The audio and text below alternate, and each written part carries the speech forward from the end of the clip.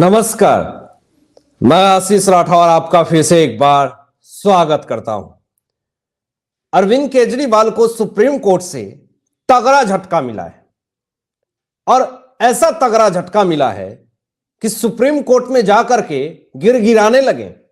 अभिषेक मनु सिंघवी दलीलें दे रहे थे और एक मामला है कि एक फर्जी यूट्यूबर ध्रुव राठी जो कि भारत देश से बाहर फिरंगियों के झूठे चम्मच चाटने का काम करता है, वो एक वीडियो बनाता है और उस वीडियो को रिट्वीट कर देते हैं अरविंद केजरीवाल।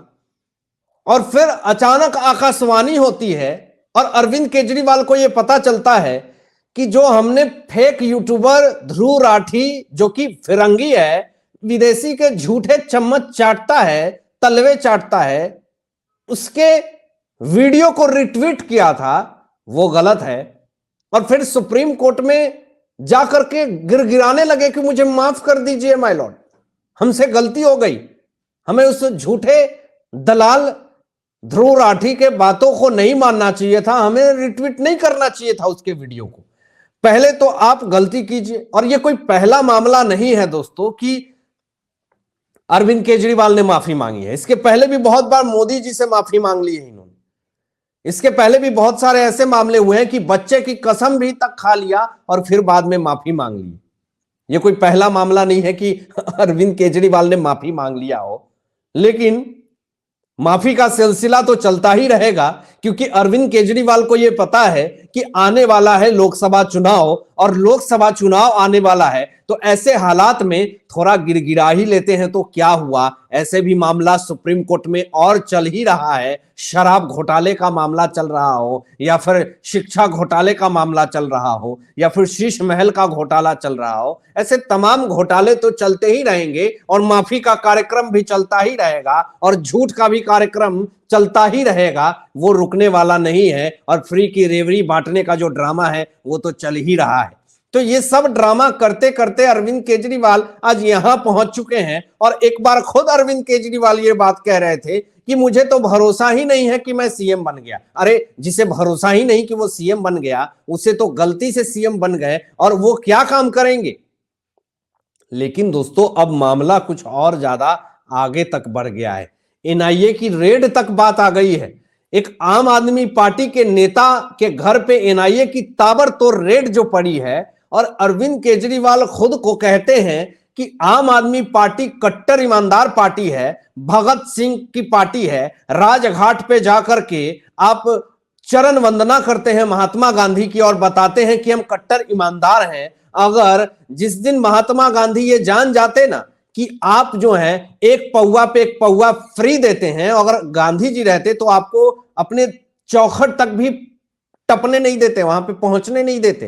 तो ये जो सिंपैथी कार्ड लेने की कोशिश कर रहे हैं, राहुल गांधी का भी ये काफी ज्यादा चहेते रह चुके हैं केजरीवाल। तो अब वो सब ड्रामा बंद हो गया और केजरीवाल का ये ड्रामा जो है वो अब धीरे धीरे खत्म होता हुआ जा रहा है। पहले आप देखिए दोस्तों, ये मामला आपको दिखा देते हैं कि पंजाब के भटिंडा का मामला है। एनआईए की रेड पड़ी, ताबड़तोड़ रेड पड़ी और आम आदमी पार्टी के नेता के घर पे ताबड़तोड़ छापेमारी चल रही है और पूछताछ के लिए इनको दिल्ली भी बुलाया गया है और एक युवक को हिरासत में भी ले लिया गया है। लेकिन अरविंद केजरीवाल से आप पूछिए तो वो क्या कहते हैं।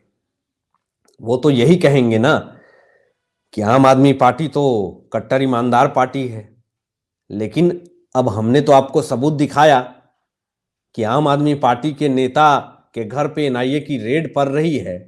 तो इसमें मामला क्या है आपको डिटेल में बताते हैं, समझाते हैं। लेकिन जरा ये भी समझिए कि कितना ज्यादा झूठ की राजनीति खेलते हैं अरविंद केजरीवाल जी और आपके नेता ऐसे ऐसे मामलों में फंस रहे हैं, गिरफ्तार हो रहे हैं। और जरा देखिए पूरा मामला आपके स्क्रीन पे शेयर कर रहा हूं कि भटिंडा के अंतर्गत आते संगत मंडी के गांव डुमवाली में आम आदमी पार्टी के ब्लॉक प्रधान गुरविंदर सिंह उर्फ नीटा के घर पे सुबह तकरीबन 6 बजे टीम पहुंच गई। एनआईए की टीम पहुंची और तकरीबन 3 घंटे तक यह जांच चली दोस्तों। इस दौरान कुछ कागजात टीमें साथ ले गई है और 5 मार्च को दिल्ली एनआईए कार्यालय में पूछताछ के लिए बुला लिया गया है। मतलब सोचिए कुछ दस्तावेज ले गए हैं तो उस दस्तावेज में बड़ी बड़ी मछलियां भी हो सकती हैं, बड़े बड़े लोग भी शामिल हो सकते हैं, बड़े बड़े नेता शामिल हो सकते हैं, बड़े बड़े विधायक सांसद शामिल हो सकते हैं। तो अभी देखिए लोकसभा चुनाव से पहले ही विकेट गिरना शुरू हो गया है। अभी आगे देखिए, आगे पंजाब के भटिंडा में आम आदमी पार्टी के नेता व 2 अन्य के घर पे एनआईए की रेड हुई और जानकारी के अनुसार मैं आपको बता दूं ये रेड गांव बलियावली, पथराला, डुमवाली और रामपुरा में की गई है। कुछ घरों में सुबह 3 बजे टीम पहुंची तो कुछ जगह सुबह 6 बजे टीम पहुंची। जांच में कुछ न मिलने के बाद मंगलवार को दिल्ली पूछताछ के लिए बुलाया गया है, लेकिन कुछ कागजात भी मिले हैं, ऐसी भी खबरें आई हैं और उस कागजात से पूरी तरीके से भांडाफोड़ होगा। अरविंद केजरीवाल के साम्राज्य जो है वो पूरी तरीके से तहस नहस होती हुई जा रही है। और ये हालात क्यों ऐसे बन रहे हैं? ये हालात अरविंद केजरीवाल के ही बनाए गए हैं। जो आप खुद को ये फ्री सर्टिफाइड करते हैं, फ्री सर्टिफिकेट देते हैं सबको कि तुम आम आदमी पार्टी में जुड़ जाओ और कट्टर ईमानदार हो जाओ, लेकिन आज सच्चाई क्या है ये तो हमने आपको बता दिया। अब देखिए यहां पर आपको ये भी मैं आपको दिखा दूं कि केजरीवाल जो है वो और एक झूठ में सामने आ चुके हैं, सेटलमेंट करने वाले हैं ये बिल का। पानी बिल सेटलमेंट स्कीम के नाम पर आम आदमी पार्टी एक और नया घोटाला नहीं करने देंगे। अब देखिए, अगर आप वाकई जनता के हितैषी हैं तो पानी के बिल का सेटलमेंट नहीं, सभी का बिल जीरो करिए, क्योंकि दिल्ली की आधी से ज्यादा आबादी के पानी का बिल आपने गलत भेजा है। देखिए ये जो 1.25 लाख 1.5 लाख जो बिजली बिल आ रही है दिल्ली की जनता को, तो ये वन टाइम सेटलमेंट स्कीम क्यों आप ला रहे हैं? बीजेपी ने जो मुद्दा उठाया, जो बात कही, वो बिल्कुल सही बात कही है। अगर आपकी नीयत में खोट नहीं है और आप सच में ईमानदार हैं तो सारे जितने नेता हैं उनके बिजली बिल को जीरो कीजिए ना, जीरो कर दीजिए।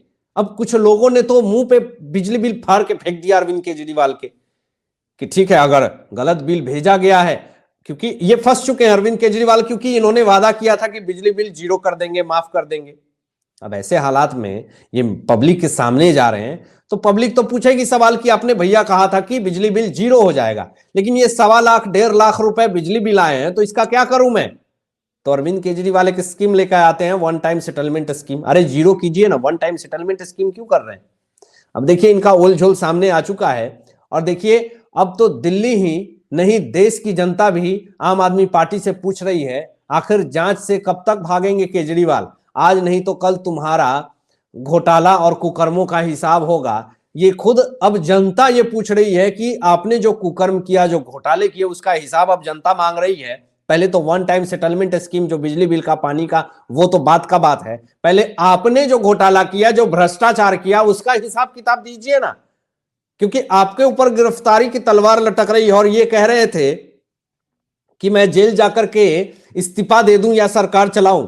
जाकर के हेमंत सोरेन से पूछिए ना, अगर ऐसा कोई स्कीम होता तो हेमंत सोरेन क्या जेल में से इस्तीफा न देकर के सरकार नहीं चला रहे होते? अरविंद केजरीवाल एक ऐसे होनहार व्यक्ति तो नहीं है कि ये जेल से एक मतलब इतिहास रचना चाहते हैं कि जेल से सरकार चलेगी। अरे आज तक कोई ऐसा सीएम नहीं हुआ जो जेल से सरकार चला रहा हो।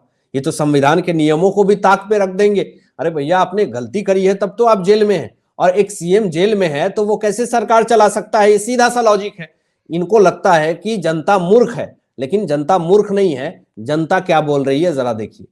दिल्ली की जनता ये खुद कह रही है कि अरविंद केजरीवाल ने भ्रष्टाचार किया है, इसलिए वो ईडी के सामने पेश नहीं हो रहे हैं। ये जनता कह रही है, ये मैं नहीं कह रहा हूं दोस्तों। जनता ने ये खुल करके ये बात सामने कहा कि अरविंद केजरीवाल सबसे बड़े भ्रष्ट नेता हैं, सबसे बड़े चोर नेता हैं, उन्होंने भ्रष्टाचारिता करी है।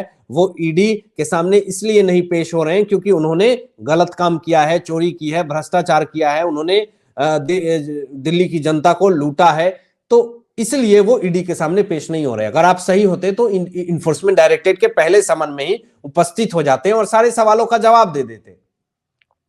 लेकिन आप क्या सोचते हैं दोस्तों? इन तमाम मुद्दों पे अपनी विचार व्यक्त कीजिएगा और ऐसे ही लेटेस्ट अपडेट पाने के लिए इस चैनल को सब्सक्राइब करके बेल आइकन प्रेस कर लीजिएगा और अपने दोस्तों में शेयर कीजिएगा। Thanks for watching my video. जय हिंद,